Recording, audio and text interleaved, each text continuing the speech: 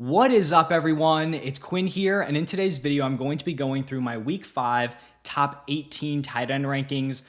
Obviously, the tight end position has been very rough to start off the season, so maybe you're in shambles. You want some help setting your lineup, maybe snagging one of these guys off the waiver wire. Hopefully, this video helps you guys. If you enjoy, hit that like button, subscribe.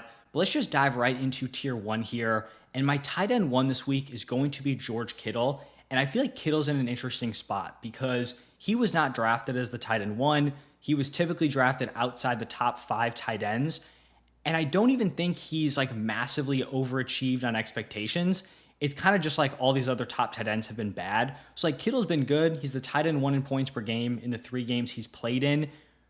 But I feel like the red flags are still there. Like he's in a crowded group of targets with Deebo Samuel, Brandon Ayuk. He's going to have some boom games. He's going to have some down games.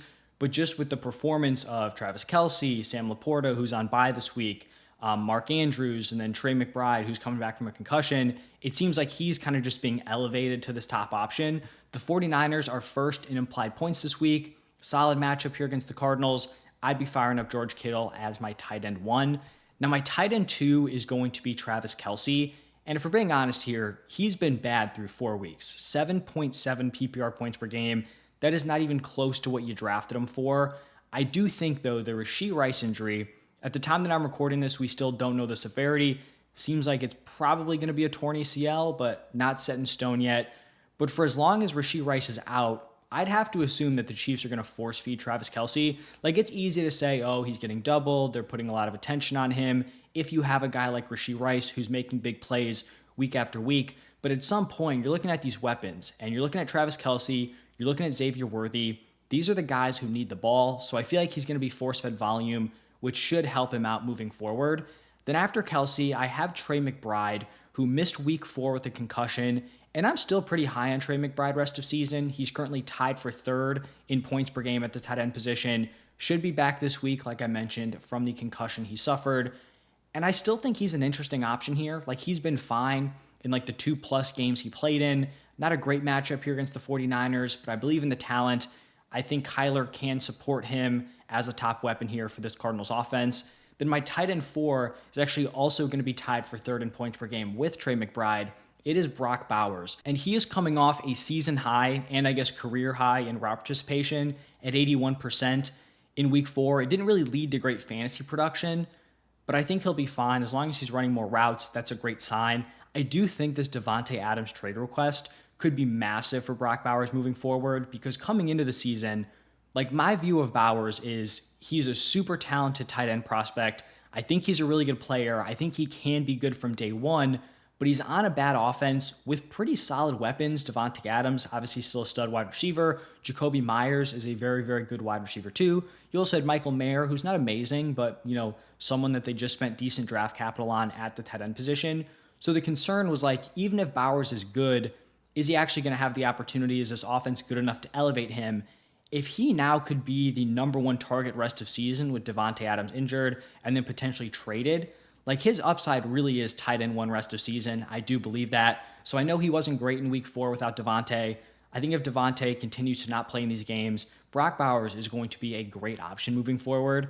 And then the final tight end in this tier is going to be Jake Ferguson. He has had back-to-back really strong performances, 6 for 95 in week 3, 7 for 49 in week 4. Believe he's been targeted 18 total times in the past 2 weeks. He is the Cowboys' clear-cut number 2 target, which on an offense with Dak Prescott is a very, very valuable role to have. So I like him here in my top 5.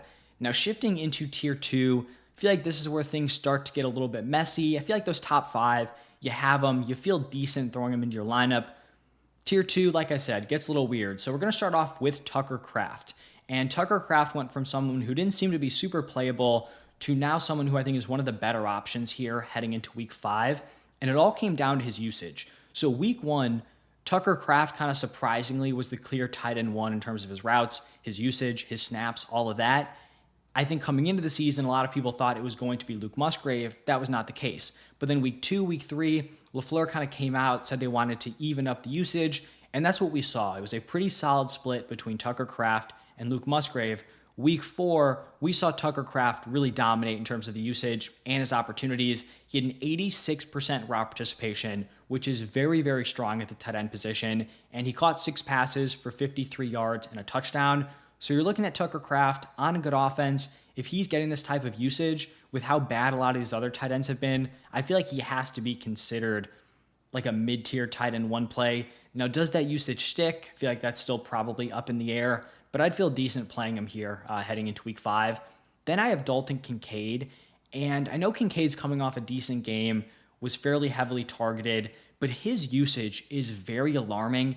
In a game where they were trailing, a game script that was very pass heavy, Dalton Kincaid only had a 59% route participation.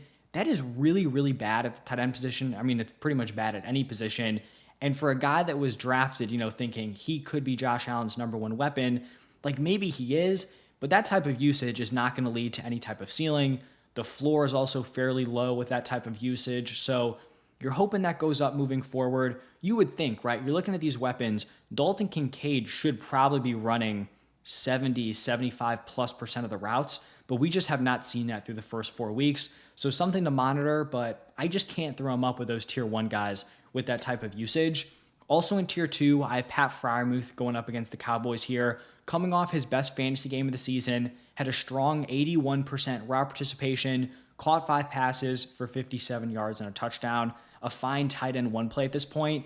And then to wrap up this tier, I just have back-to-back guys who could be returning from injury. So we have Evan Ingram going up against the Colts here, could be coming back from his calf injury. And then David Njoku going up against the Cardinals, could be returning from his ankle injury. No guarantee these guys play. No guarantee they're getting their full set of snaps. But with how weak the tight end position is, if they're active, you're probably playing them unless you have a better option. And then shifting into tier 3, going to start off this tier with Cole Kmet. Had a really nice week 3. Not a huge week 4, but the usage remained pretty steady. He had a 77% route participation early on in the season. I mean, he was operating as like the tight end 2 to Gerald Everett. That, fortunately has flipped. He's the clear-cut tight end 1 at this point. He should hold on to that role rest of season. It's a decent matchup here against the Panthers, but I think this Bears offense, Caleb Williams, still has some question marks moving forward. So back in tight end 1, I think is fair. Then I have Taysom Hill as my tight end 12. Kind of tough to rank him here because we don't know if he's going to play. He's dealing with a rib injury. He scored 2 very early touchdowns in week 4 and then left with that rib injury. Hill's interesting because his floor is fairly low. Like he could be a 2 carries for 10 yards and no touchdown kind of guy, but he could also be someone who's working on the goal line, scoring 2 early touchdowns. If he remained healthy, he probably would have had at least 1 more crack at the end zone towards the end of that Saints game. So it really could have been a monster day. He has the goal line usage, which is fun, but like I said, fairly low weekly floor, and we also don't know what the usage is going to look like if he is coming into this one injured.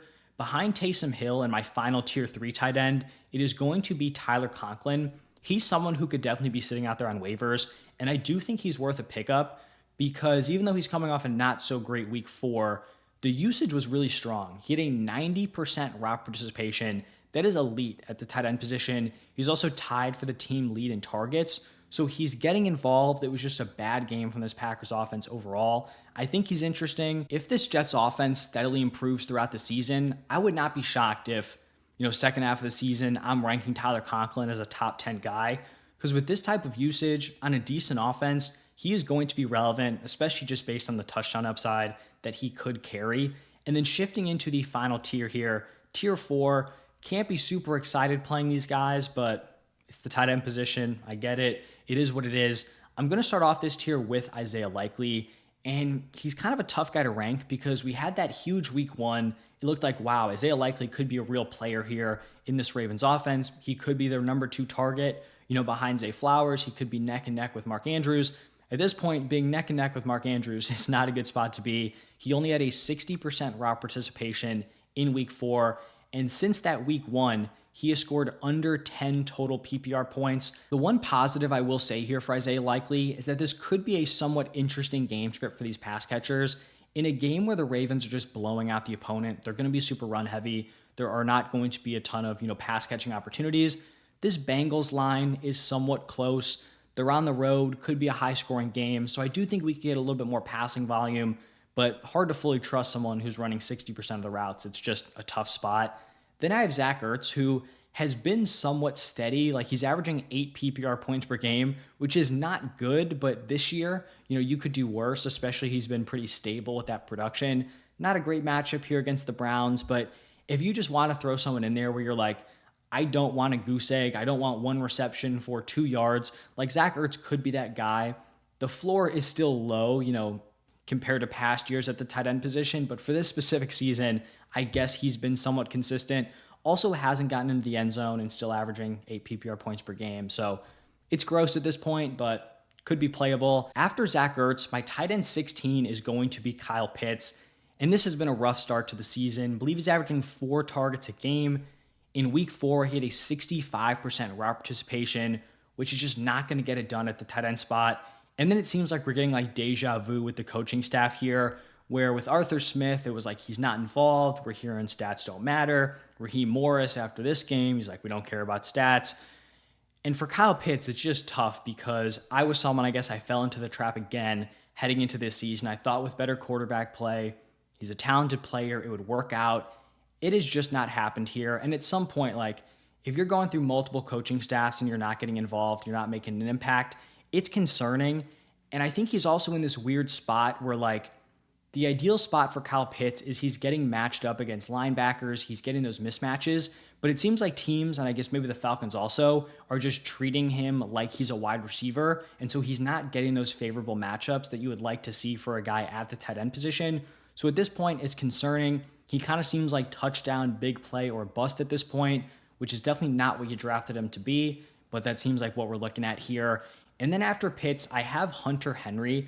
And he's interesting because in terms of his usage, it's very strong. He's 4th in targets at the tight end position. He's 5th in target share. His problem is just that he's on an awful offense. So he might be getting targeted and, at a decently high rate, but it's just not leading to a ton because this Patriots offense and their passing attack specifically is just so bad.